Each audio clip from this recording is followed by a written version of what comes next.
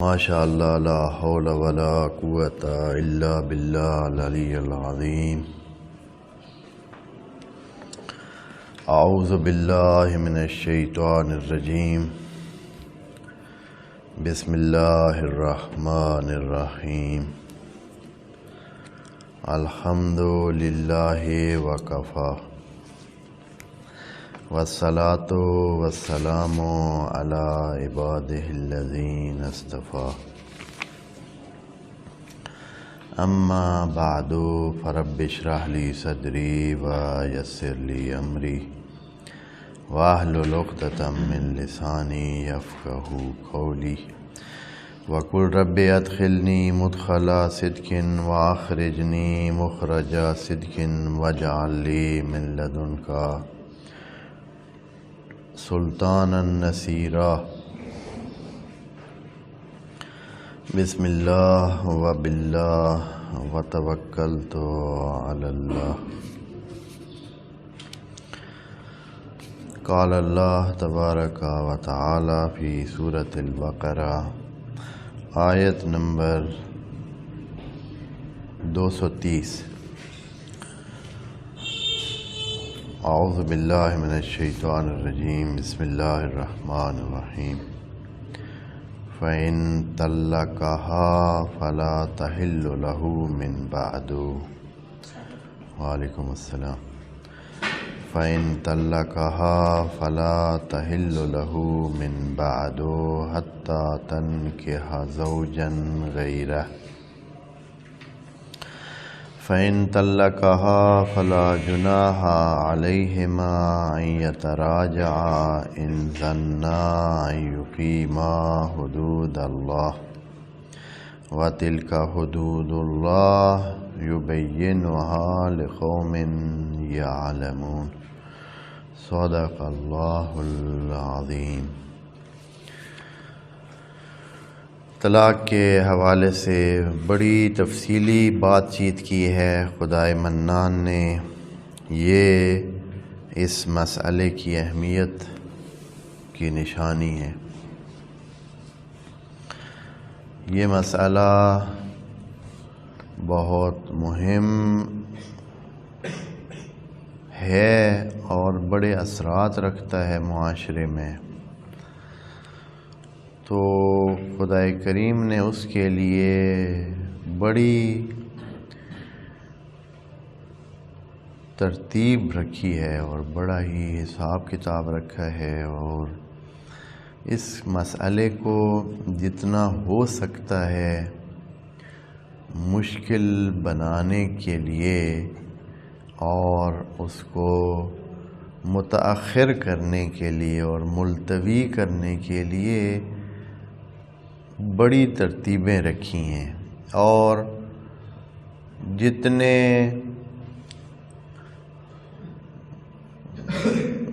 اس کے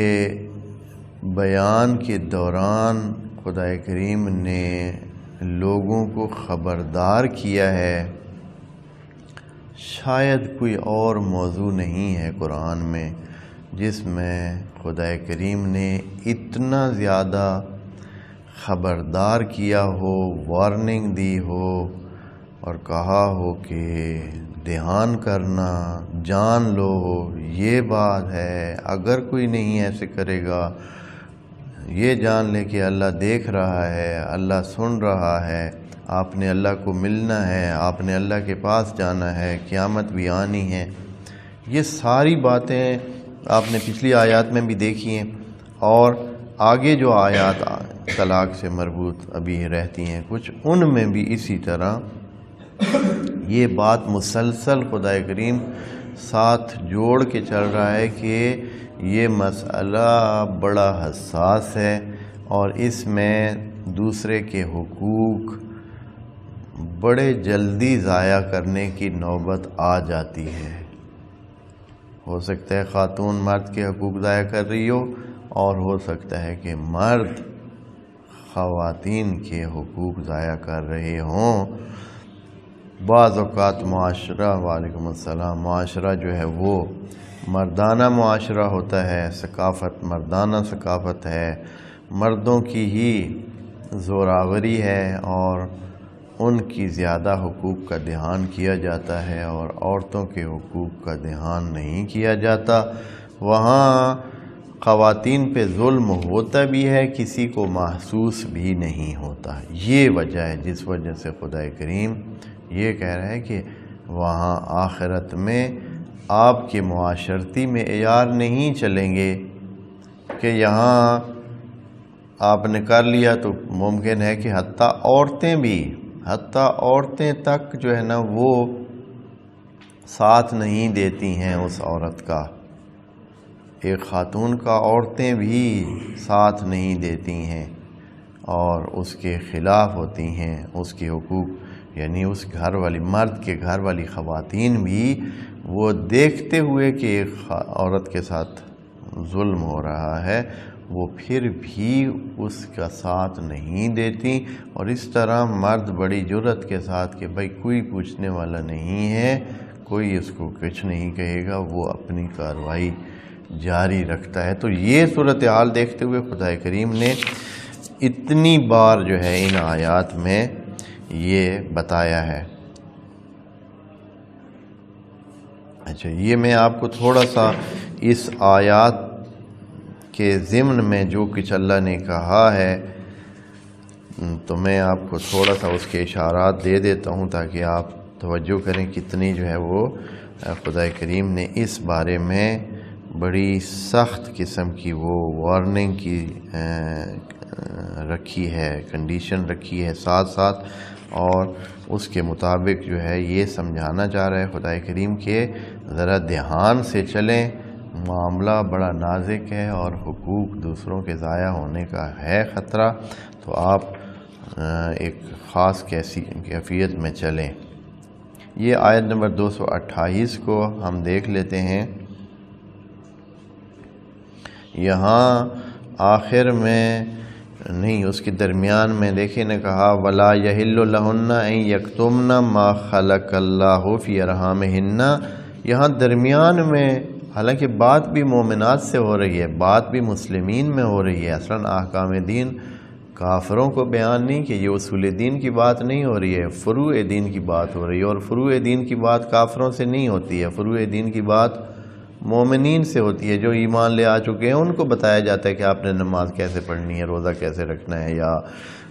کیا کچھ کرنا ہے، طلاق کیسے دینی ہے، یا نکاح کیسے کرنا ہے، کس کے ساتھ کرنا ہے۔ اب کافروں کو یہ بات نہیں بتانی ہے، کافروں کو ابھی خود ان کو مسلمان ہونے کے لیے راستہ بتانا ہے۔ تو یہاں خدا کریم پھر بھی دوبارہ کہہ رہا ہے کہ ان کننا یؤمن باللہ والیوم الآخر، اگر اللہ کو مانتی ہیں، اگر آپ اللہ کو مانتی ہیں تو دھیان کریں کہ شوہر کے حقوق ضائع نہ ہوں۔ وعلیکم السلام۔ والیوم الآخر، اور اگر آپ کو ایمان ہے اس کا آخرت کا، تو یہ اس آیت میں درمیان میں بالکل آخر میں نہیں رکھا ہے۔ پھر آگے جو ہے اس میں کہا کہ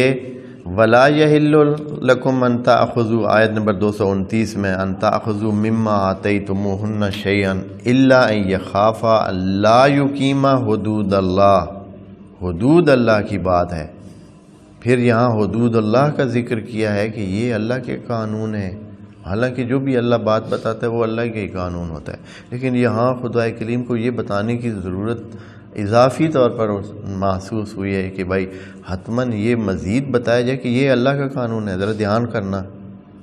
ہاں، یعنی حالانکہ جو بات بھی اللہ ان مسلمانوں کو، مومنین کو بتاتا ہے وہ سارے کے سارے ہی اللہ کے قانون ہوتے ہیں، لیکن دوبارہ اس بات کا کہنا کہ یہ تلک حدود اللہ، یہ حدود خدا ہیں، اللہ ان یخافا اللہ یقیم حدود اللہ فإن خفتم اللہ یقیم حدود اللہ، اور کتنی بار کہہ رہے، دیکھیں جملے کے بعد جملہ اور پھر وہی بات، یعنی کبھی ایسے نہیں ہوتا ہے کہ بار بار ایک بات کو تکرار کیا جائے۔ اللہ یقیم حدود اللہ یعنی قیام حدود الہی کتنا سختی سے جملے کے بعد جملہ فوراً بیان ہو رہا ہے۔ فلا جناح علیہما فیما افتدت بہ تلک حدود اللہ، یہ تیسری بار آ رہا ہے، ایک ہی آیت میں 3 بار اللہ کہہ رہا ہے حدود اللہ حدود اللہ حدود اللہ، یعنی یہ آپ دھیان کریں، یہ کراس کریں گے تو آپ مشکل میں پڑ جائیں گے، زندگی میں بھی اور آخرت میں بھی۔ 3 دفعہ ایک ہی آیت میں حدود اللہ کا لفظ اللہ نے بیان کر دیا، 30 بار بھی نہیں، 4تھی بار بھی آ رہا ہے۔ آگے دیکھیں،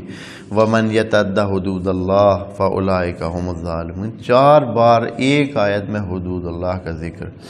یعنی جیسے کہ آپ قانون کا، حدود اللہ یعنی قانون، جیسے آپ کسی کو سمجھانے کے لیے کہتے ہیں کہ قانون کو اگر آپ مانتے ہیں تو ایسا کریں، قانون کے مطابق چلنے کی کوشش کریں، قانون توڑنے سے بچیں، اگر آپ نے قانون توڑا تو آپ کو یہ، یعنی ایک ہی لفظ جو ہے وہ اتنی بار استعمال ہو رہا ہے۔ یہ نفسیاتی طور پر، اور یعنی جو آج کل کی تقریریں ہیں ان میں جب کسی بڑے آدمی کی کوئی تقریر ہوتی ہے تو اس میں الفاظ کو گنا جاتا ہے اور دیکھا جاتا ہے کہ کون سا لفظ کتنی بار استعمال ہوا ہے، اس سے اس کی جو ذہنی کیفیت ہے کہ وہ کیا، کس چیز پہ آج اس کا فوکس تھا، کس چیز کے بارے میں بات کی، کیوں اس چیز، کس چیز کو اتنی اہمیت دی ہے۔ تو جتنے الفاظ زیادہ جس چیز کے استعمال کیے ہوں، پتہ چلتا ہے کہ اس کے ذہن پہ جو چیز چھائی ہوئی ہے اور جس چیز کی وہ زیادہ فوقیت دینا چاہتا ہے وہ یہ بات۔ یہاں دیکھیں ایک آیت میں 4 دفعہ اللہ نے حدود اللہ کا لفظ استعمال کیا، اس کا مطلب ہے کہ یہ طلاق کا مسئلہ، اس کو بہت بہت دھیان کریں، اس کو ایسے آسانی سے نہ لیں جس طرح ابھی مسلمانوں نے لے لیا ہے، اور ان کی اس کام میں جو ہے وہ مفتیان دین نے مدد کی ہے، یا انہوں نے ان کو یہ راستہ دکھایا ہے، ان کو اس راستے پہ ڈالا ہوا ہے کہ بس ٹھیک ہے جی آپ بولتے جائیں گے تو ہوتا جائے گا۔ وعلیکم السلام۔ دل کا حدود اللہ بار بار خدا کریم فرما رہا ہے۔ تو اب اگلی آیت جو آج ہم نے پڑھنی ہے اس کو بھی ذرا دیکھ لیں، اس کو یہ انشاءاللہ جو آئے گا تو پھر میں دوبارہ آپ کو یاد دہانی کرا دوں گا۔ اب ہم جو ہے اس کے ترجمے کی طرف اور وضاحت کی طرف جاتے ہیں۔ یہاں تک بات پہنچی تھی، خدا کریم نے کہا ہے کہ طلاق 2 دفعہ کی اجازت ہے کہ آپ طلاق دیں، حالانکہ ہیں 3 طلاقیں، تیسری طلاق کا ذکر آ رہا ہے، لیکن خدا کریم نے وہاں اوپر کہا ہے آیت نمبر 229 میں، الطلاق مرتان، یعنی 2 تک طلاقیں آپ کے لیے پھر بھی کسی نہ کسی طرح گنجائش موجود ہے، یعنی حالانکہ تیسری طلاق بھی ہے لیکن اللہ نے کہا ہے کہ طلاقیں 2 ہیں۔ وہ کیوں اس طرح کہا ہے؟ یعنی جو جتنے میں آپ وہ کریں گے تو ابھی بھی اس خاتون کے ساتھ رشتہ جوڑنے کی گنجائش آپ کے لیے موجود ہے، تیسری طلاق نہیں ہوگی، تیسری بائن کرنے والی بات ہوگی، یعنی تیسری حرمت ابدی کی وجہ بن جائے گی۔ تیسری طلاق نہیں ہوگی بلکہ کیا ہوگی؟ تحریم ہوگی، یعنی آپ پر وہ خاتون حرام ہو جائے گی ابداً۔ اس لیے کہا گیا طلاق مرتان، طلاقیں ہیں 2، تیسری طلاق نہیں ہے، سمجھیں تیسری کیا ہے؟ حرمت ڈالنے کا عمل ہے کہ آپ اپنے اور اس خاتون کے درمیان حرمت ڈال رہے ہیں، وہ طلاق سے 1 درجہ اوپر ہے، اس لیے 2 طلاقیں وہاں گینی ہیں۔ تیسری طلاق کے بارے میں اس آیت میں فرما رہے ہیں کہ تیسری طلاق جو ہے نا اس کو آپ طلاق نہ سمجھیں، اس کو کیا سمجھیں؟ حرمت سمجھیں۔ دیکھیں کیا کہہ رہے ہیں، فَإِن طَلَّقَهَا، وہ جو بات کی تھی کہ 2 طلاقیں ہیں، پھر تیسری دفعہ یعنی 2 طلاقوں کے بعد نکاح تو ہو سکتا ہے نا، وہ تو رکاوٹ نہیں ہے، کہیں خدا کریم نے منع پورے قرآن میں نہیں کیا ہے کہ نکاح نہیں ہو سکتا، نکاح ہو سکتا ہے، تیسرے 2 طلاقوں کے بعد نکاح کر لیا۔ اب جو ہے خدا کریم کہتا ہے کہ اب جو ہے طلاق نہیں ہوگی، کیا ہوگی؟ حرمت ہوگی، نام طلاق کا ہی ہوگا، جیسے کہ ابھی کہہ رہے ہیں فَإِن طَلَّقَهَا، یعنی اگر اب 2 بار اس سارے پروسیجر کے ساتھ جو پچھلی نشست میں ہم بڑی تفصیل سے بیان کر چکے ہیں، اس سارے پروسیجر کے بعد 2 طلاقیں اس نے جاری کر دی ہوئی ہیں، پھر کیا کیا ہے؟ پھر نکاح کر لیا ہے،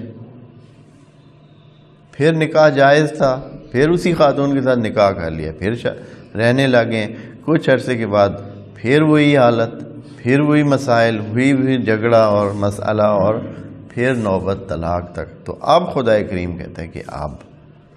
یہ جو طلاق دے گا نام طلاق کا ہوگا، لیکن اصل میں یہ تحریم ہوگی۔ فَإِن طَلَّقَهَا، تو فوراً خدا کریم اب یہ نہیں کہہ رہے کہ یا اسے رکھو یا چھوڑ دو یا اسے جانے دو احسان کے ساتھ، نہیں، اصلاً طلاق دینا فَلَا تَحِلُّ لَهُ مِن بَعْدُ، اب اس کے بعد یہ خاتون اس مرد کے لیے کسی طرح حلال نہیں ہے، حرام ہو گئی ہے۔ یعنی جو محرم خواتین ہیں یا جو محرم خواتین ہیں ان کے دائرے میں چلی گئی ہے۔ پھر ہاں ایک صورت خدا کریم نے نکالی ہے، شاید یہ انسان کے اس اندرون میں موجود بعض اوقات وہ انس اور محبت کے جذبات جو ہے وہ باقی ہوتے ہیں، سرسری یا غلطیوں کی وجہ سے، اپنے عارضی حالات کی وجہ سے وہ اس قسم کے اقدامات کر بیٹھتا ہے اور پھر مرنے لگتا ہے۔ ہاں، تو اللہ نے اس کو اس حالت سے بچانے کے لیے کہ بھائی چلیں،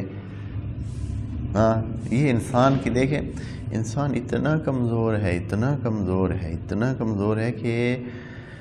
یقین ہی نہیں آتا ہے کہ واقعاً یہ انسان ہے جو اتنا کمزور ہے، وہی انسان جو فرعون بن جاتا ہے۔ جب انسان کے آدمی اختیار میں آتی ہے کوئی چیز وہ فرعون بن جاتا ہے۔ وہ مصر والا فرعون تو اپنی جگہ فرعون تھا، ہر انسان اپنے اندر ایک فرعون بٹھائے ہوئے ہے، تھوڑا سا اس کو اختیار ملتا ہے، پھر دیکھیں اس کی فرعونیت۔ یہ جو ہم اگر محدود رہتے ہیں اور بچے رہتے ہیں فرعون بننے سے، اس کی وجہ یہ ہوتی ہے کہ ہمیں پتہ ہوتا ہے کہ اگر آپ نے جو ہے ایک چپیٹ کسی کو لگائی تو مکہ آپ کو لگے گا، اس وجہ سے رکے ہوئے ہوتے ہیں۔ وَإِلَّا ہمیں پتہ ہو کہ آگے سے کچھ نہیں ہوگا، پھر ہماری فرعونیت کو دیکھیں اور یہ آزما لیں، آپ آزما لیں، اور غصے کی حالت میں جب آپ کا کام رک رہا ہو اور کوئی بندہ رکاوٹ بن رہا ہو یا کوئی چیز ایسے ہو رہی ہو، تو پھر آپ دیکھیں گے کیا اس میں آپ کرتے ہیں، کتنا انسان فرعون بن جاتا ہے، حتیٰ اپنے ماں باپ کا خیال بھی نہیں کرتا ہے، اپنے بھائیوں کا خیال نہیں کرتا ہے، اپنے کتنے آپ یہ اخبارات میں پڑھیں، کتنے دیکھیں کیا ہو جاتے ہیں، انسان فرعون بن جاتا ہے، اپنی ماں کو مارنے لگ جاتا ہے، باپ کو مارتے ہیں، حتیٰ گولی سے مار دیتے ہیں، یہ اخبارات میں ہر آئے دن یہ چیزیں پڑھ لیتے ہیں، بھائیوں کو مار دیتے ہیں، ہوتا ہے، یہ چیزیں ہوتی ہیں، وہ یہی ہوتا ہے، یعنی وہ اپنے وہ دیکھتے وہ چاہتا ہے کہ میرے سامنے کوئی بولا ہے، میرے سامنے کسی نے بات کی ہے، میرے سامنے، تو اس وجہ سے ہر بندے کے اندر یہ چیزیں موجود ہیں۔ پھر تو خدا کریم جو ہے یہاں فرما رہا ہے کہ فَلَا تَحِلُّ لَهُ مِن بَعْدُ، اگر آپ کی بار اس نے تیسری طلاق دی تو یہ اس خاتون سے ہمیشہ کے لیے محروم ہو جائے گا، حتیٰ ہاں ایک صورت پھر بھی رکھی ہے، اور وہ یہ ہے کہ حتیٰ تنکحہ زوجن غیرہ، یہاں لفظ کا ہے تنکحہ، حالانکہ خواتین کے بارے میں پچھلی آیت میں کیا فرمایا تھا، ولا تنکحوا، وہ جو منع کیا تھا مشرکین اور مشرکات کی جوڑ لگانے سے مسلمانوں کے ساتھ، کہ نہ وہ مشرکہ کو نکاح میں لیں نہ ہی کسی مشرک کو کوئی نکاح میں دیں، ہاں، تو وہاں تنکحو خواتین کے حوالے سے جب بات شروع ہوئی تھی تو تنکحو کہا تھا کہ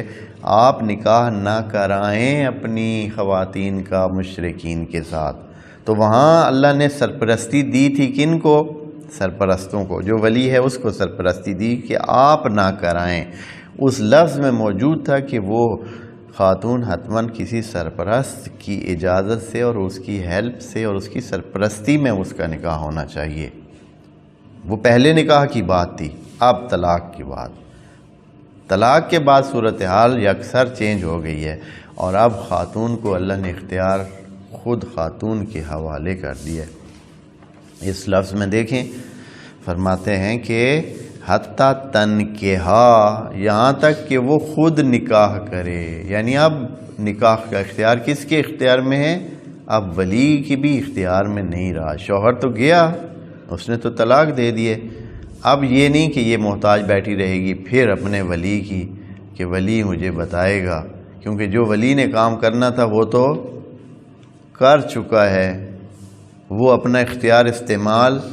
کر چکا ہے. وہ اس کو ایک دفعہ کسی جگہ بیاہ چکا ہے، شادی کرا چکا ہے. وہ شادی کس انجام کو پہنچی ہے؟ اس انجام کو پہنچی ہے طلاق کی صورت ہو گئی ہے. اب خدا کریم نے یہ اختیار ڈائریکٹ دے دیا ہے خاتون کو. دیکھیں الفاظ کے تبدیل کرنے سے کتنا جو ہے معنی میں تبدیلی آ جاتی ہے. یہاں فرمایا ہے حتیٰ تنکحا، یہاں تک کہ وہ خود نکاح کرے، زوجن، کسی زوج کے ساتھ، کوئی بھی ہو. زوجن یعنی یہاں خدا کریم نے کوئی شرط نہیں لگائی کہ بھائی وہ زوج جو آپ کے سرپرست چنیں گے، یا وہ زوج جو مثلا فلاں قسم کا ہوگا، یا یہ ہو یا وہ ہو یا اس طرح. بالکل بھی نہیں. زوجن کوئی بھی زوج ہو، ہاں، غیرہ، اس بندے کے علاوہ، اس مرد کے علاوہ جس نے ابھی طلاق دی ہے، اس کے ساتھ نہیں ہو سکتے. پس اس غیرہ سے بھی پتہ چلتا ہے، یہ غیرہ بھی اس بات کی دلیل ہے کہ پچھلی طلاقوں میں وہ کس کے ساتھ نکاح کر سکتی تھی؟ اسی زوج کے ساتھ نکاح کر سکتی تھی. اس طلاق میں اب وہ اس زوج کے ساتھ نکاح نہیں کر سکتی. یہ اس غیرہ کی وجہ سے آپ کو وہ پتہ چل جاتی ہے بات وہ والی. یعنی تیسری طلاق کے بعد غیرہ کا لفظ لگا کر خدا کریم نے کہ اب غیرہ کے ساتھ کر سکتی ہے، اس کے ساتھ نہیں کر سکتی. پچھلی طلاقوں کے بعد کس کے ساتھ کر سکتی تھی؟ اس کے ساتھ بھی کر سکتی تھی، اور اس کے علاوہ کسی اور کے ساتھ اگر شادی کرنا چاہتی تھی تو وہاں بھی کر سکتی تھی. پچھلی طلاقوں میں اس کے پاس آزادی تھی خاتون کے پاس کہ وہ اسی شوہر سے پھر دوبارہ نکاح کر لے یا کسی اور کے ساتھ. لیکن یہ جو تیسری طلاق ہے، اس میں اب یہ بندہ جو ہے نا اس پہ کانٹا لگ گیا ہے کہ یہ اب اس کے ساتھ نکاح نہیں کر سکتے. فَإِن طَلَّقَهَا، اب بات آگے خدا کریم آخر تک پہنچاتا ہے. فَإِن، اگر ایسی صورتحال پیش آئے کہ فَإِن طَلَّقَهَا، اگر یہ بندہ خدا بھی اس کو طلاق دے دے کسی بھی وجہ سے. فَإِن طَلَّقَهَا، اگر یہ دے دے، یعنی چانس ہے ہو، چانس ہے نہ ہو، ہاں. فَلَا جُنَاحَ عَلَيْهِمَا، پھر بھی خدا کریم فرماتا ہے کہ کوئی مسئلہ نہیں ہے. یہ جناح جب کہا جاتا ہے نا تو اس کا مطلب یہ ہے کہ آپ معاشرتی جو سلسلے ہیں ان کو نظر میں نہ رکھیں. اللہ کی طرف سے کوئی مسئلہ نہیں ہے. یعنی نہ تو اس میں کوئی سزا ہے، نہ گناہ ہے، اور نہ ہی آپ پریشان ہوں کہ ہمارے معاشرے میں یہ چیز رائج نہیں ہے. اللہ جب اس چیز کی اجازت دے رہا ہے اور کہہ رہا ہے کہ لا جناح، کوئی اس میں مسئلہ نہیں ہے، کوئی آپ پر بار نہیں ہے، کوئی آپ پر سختی نہیں ہے، کوئی وزن نہیں ہے اس حوالے سے. فلا جناح علیہما، دونوں کے لیے یہ جائز ہے. یعنی نہ شرمساری کی بات ہے. حتیٰ لا جناح میں یہ بھی موجود ہے کہ اس میں اگر آپ چاہتے ہیں اور آپ کا ہے اندر سے آپ اس طرح چاہ رہے ہیں تو کیا ہے، آپ یہ شرم بھی محسوس نہ کریں. اس میں کوئی شرم کی بات نہیں ہے. ہمارے معاشرے میں تو یہ چیزیں بن گئی ہیں نا. وہ کسی خاتون کا شوہر فوت ہوتا ہے تو بس اب وہ بیچاری ساری زندگی کیا ہے، اب بیٹھی رہے. کیوں بھائی؟ کیونکہ یہ تو پھر وہ آس پاس والے لوگ ہی اسے شادی نہیں کرنے دیتے. اب کتنے جوان خواتین ہیں، ایک بچہ ہے ان کا یا دو بچے ہیں، بس ان کو جو ہے وہ اور تو اور سسرال والے ہی نہیں کرنے دیتے، جن کا اب تعلق بھی اتنا اس کے ساتھ کیا ہے نہیں رہ گیا ہے. وہی جو ہے اس کو جو ہے نہیں شادی کرنے دیتے، اپنے گھر والے نہیں کرنے دیتے. اور وہ کیا ہے؟ در بدر غیر محفوظ وہ پھر رہی ہے، محتاج ہے، اور کتنی ضربہ پذیر ہے، یعنی کتنی کمزوریوں کا وہ شکار ہو جاتی ہے، کانفیڈنس اس کا ختم ہو جاتا ہے، اور ہر جگہ وہ ڈر کے مارے پھرتی رہتی ہے کہ پتہ نہیں کون کوئی نہ کوئی اس پر کیا لگا دے گا، بلا وجہ الزام۔ اگر ایک سے دو دفعہ کہیں دکان پہ چلی جائے اپنی ضرورت کے مطابق، پھر بھی کیا ہوگا؟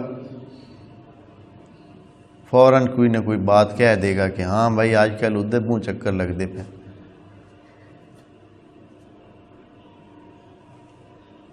لیکن اگر وہ شادی شدہ خاتون ہے، کچھ بھی نہیں، 10 دفعہ جائے۔ یہ حصان ہوتا ہے، یہ حصان یعنی حفاظت۔ ہاں، شادی کے بعد خاتون ایک قلعے میں آ جاتی ہے، محفوظ ہو جاتی ہے، اس کو ایک ایسی چھتری مل جاتی ہے کہ اس کا اندازہ مردوں کو بھی، خود مردوں کو حتیٰ اندازہ نہیں ہے، یہ خواتین کو پتہ ہوتا ہے کہ کتنے وہ محفوظ اپنے آپ کو آپ فیل کر رہی ہیں، اور کتنی آزاد ہو گئی ہیں، کتنی آزاد ہو گئی، اور وہ بندہ خدا قید میں آ گیا۔ خوب فَإِن طَلَّقَهَا فَلَا جُنَاحَ، اگر وہ طلاق دے دے اسے تو پھر ان دو کا، جنہوں نے آپس میں پہلے طلاق کا وہ بنایا تھا سلسلہ، اب ان میں کوئی حرج نہیں ہے، اَن يَتَرَاجَعَا، کہ یہ دونوں رجوع کریں۔ یعنی یہاں ان الفاظ میں یہ چیز واضح نظر آ رہی ہے کہ خدا کریم اس جوڑی کو واپسی کی اجازت دے رہا ہے، لیکن یہ الفاظ ایسے ہیں جس میں یہ چیز حتمی موجود ہے کہ یہ دو طرفہ ہونی چاہیے، یک طرفہ نہیں کہا۔ دیکھیں نا، فلا جناح علیہما، یعنی دونوں کے لیے یہ بات اللہ فرما رہا ہے کہ ادھر کے لیے بھی ادھر کے لیے کیا، این یتراجع، یہاں یہ نہیں کہا ہے کہ یرجع، این یرجع کہ وہ مرد اس کی طرف رجوع کر لے، یہ نہیں کہا، یتراجع دونوں رجوع کریں، یعنی وہ بھی چاہ رہی ہے وہ بھی چاہ رہا ہے۔ پھر ایسے نہ ہو کہ ایک چاہ رہا ہو وہ کسی نہ کسی طریقے سے کیا کر لے، دوسرے کو ورغلا لے اور اس کو ایک دفعہ کہے کہ نہیں اب میں وہ نہیں، ایسے نہیں، میں اب تبدیل ہو گیا ہوں، میں وہ اب پہلے کی طرح نہیں رہ گیا ہوں، میں اب اور انسان بن گیا ہوں، میں اب سیکھ گیا ہوں، میں اب اچھا انسان بن گیا ہوں، ہاں، اور اس کو پھنسا لے باتوں میں اور پھر وہی بندہ نکل آئے۔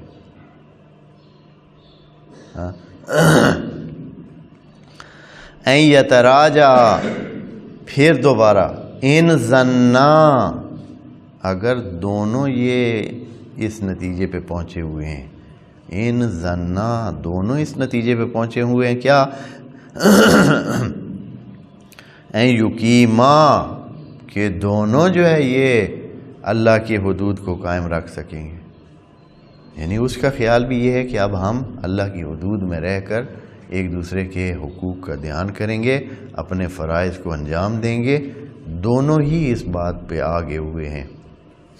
اگر ان میں سے ایک بھی یہ خیال کرتا ہے کہ نہیں اب اتنی جدائی ہو گئی ہے، اب جو ہے نا مسائل تبدیل ہو گئے ہیں، اب وہ خاتون کسی اور گھر سے ہو کے آ رہی ہے، کسی اور مرد کے ساتھ رہ کے آ گئی ہے، اب وہ والی یقیناً خاتون نہیں ہے، اس کی عادات تبدیل ہو گئے ہیں، اس کی ذہن اور تبدیل ہو گیا ہے، اب وہ اس طرح نہیں سوچتی ہے، نہ اس طرح کرتی ہے۔ اگر اس طرح وہ خیال کرتا ہے تو کبھی بھی یہ نہ سوچے، اس لیے کہ یہ اگر وہ ظن نہیں رکھتا، یعنی پہلے ذہنی کیفیت بنانے کے لیے خدا کریم کہہ رہا ہے کہ پہلے اپنی ذہنی کیفیت کو چیک کریں، اس خاتون کے ساتھ مسلسل کیا کریں، یہ ظنہ سے یہ چیز بھی نکلتی ہے ہاں کہ حتماً اس بارے میں مسلسل وہ کونسلنگ کریں، مشورت کریں، آپس میں مسلسل اس بارے میں کیا کریں، بات چیت کریں، دوسروں سے مشورہ کریں، تب جا کر کسی ظن کی کیفیت پہ پہنچیں گے نا، ایسے گھر بیٹھے بیٹھے تو نہیں پہنچیں گے۔ کیسے ان کو پتہ چلے گا کہ دونوں جو ہے وہ کام کر سکتے ہیں؟ چلے مجھے پتہ ہے یا کسی دوسرے بندے کو پتہ ہے کہ وہ کر سکے گا، یعنی اپنی طرف سے وہ خیال کرتا ہے کہ میں کر سکوں گا، میں حدود الہی کو دھیان کروں گا، لیکن دوسرے بندے کا کیسے پتہ چلے؟ ظنّا کہہ کر خدا کریم یہ کہہ رہا ہے کہ اس بات کو کیا کریں،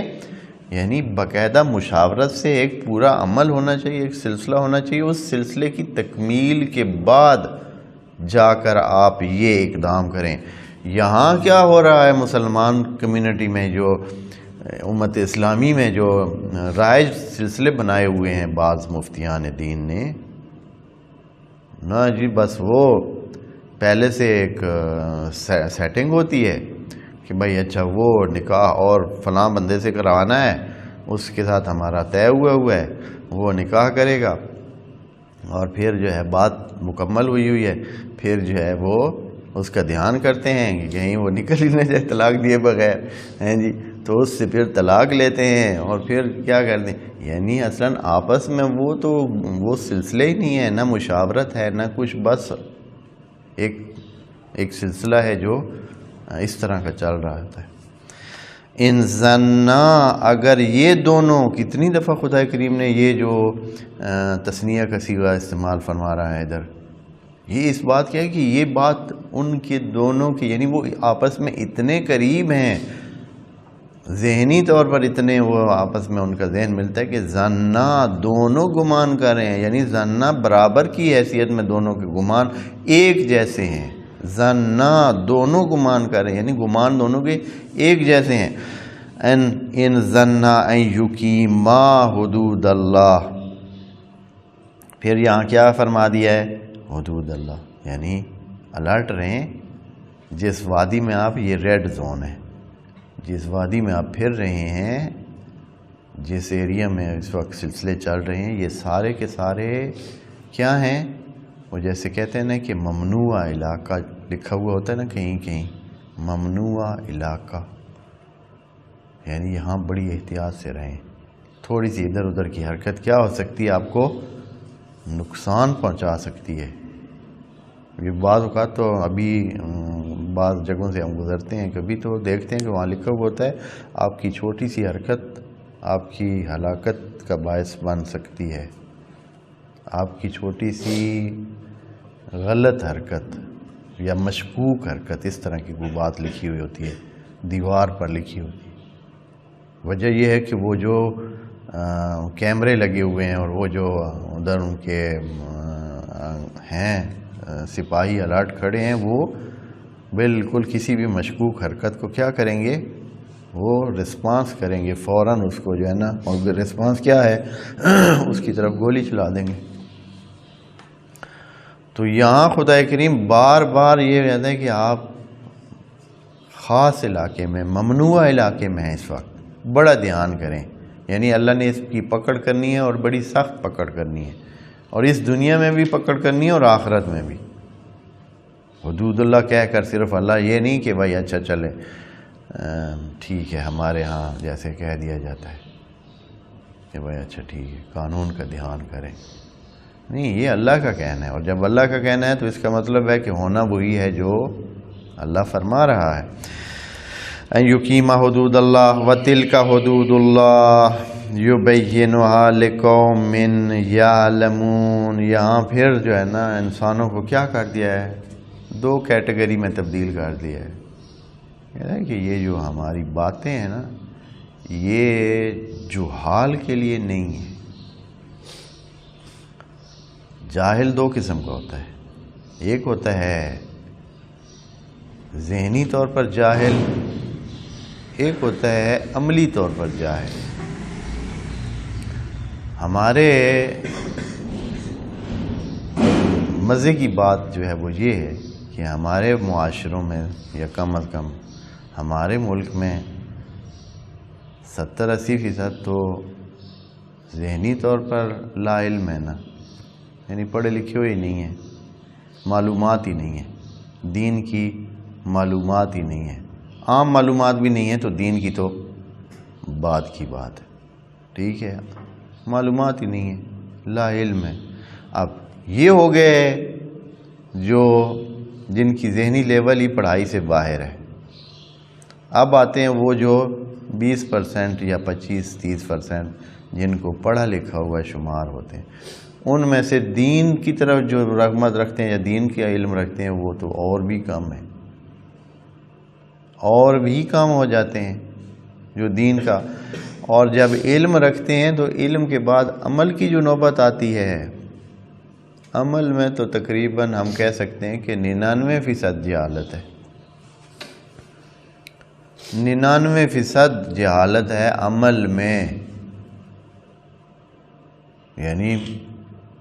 20-30 ہر بندے کو پتہ ہے جھوٹ حرام ہے، اور پتہ تو ہے، علم تو ہے، عمل کیسے ہے؟ کوئی عمل میں یہ بندہ جاہل ہے، اس لیے کہ عمل اس علم کے مطابق کر ہی نہیں رہا ہے. دھوکہ دینا جائز ہے یا نہیں؟ چلاکی سے دوسرے کی ہو کسی طریقے سے وہ کر کے اپنا فائدہ اٹھانا، دوسرے کو نقصان کر جانا حرام ہے.